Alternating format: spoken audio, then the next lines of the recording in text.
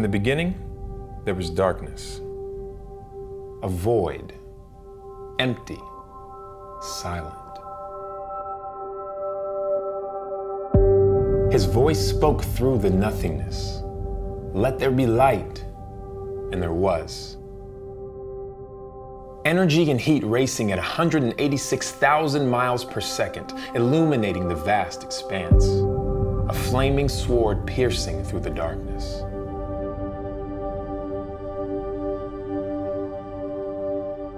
His voice tamed the light, settled it, and sent it to give life, a fiery tempest, gentle yet powerful, breathing life into every molecule.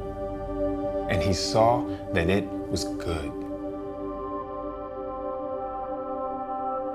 But then the darkness crept back, took a form of its own and tried to extinguish the flames of life. A battle was waged, an eternal struggle, the dark and the light, death versus life.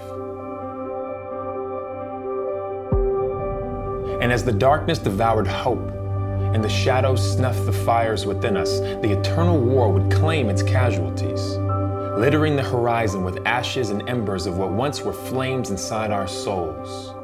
Dreams, hope, goodness, forgotten. Time rolled on, day wrestling with night, and yet there was still hope to be found in the light. A nation in exile led by a pillar of fire, a lady with the lamp bringing compassion to war, a slave's last hope following the northern star. Countless whispers and timeless reminders that even the smallest of flames can illuminate the darkest of places.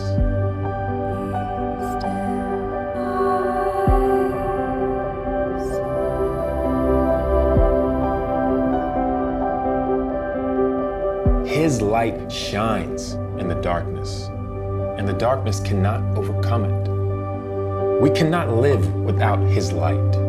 In the end, it is all that will remain. What was once dark will be brought to light. What was once death will be breathed to life. The relentless war over, darkness vanquished by the perpetual morning star.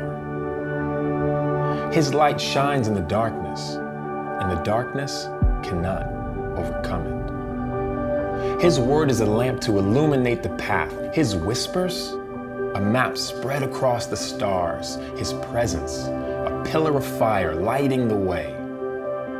His light shines in the darkness, and the darkness cannot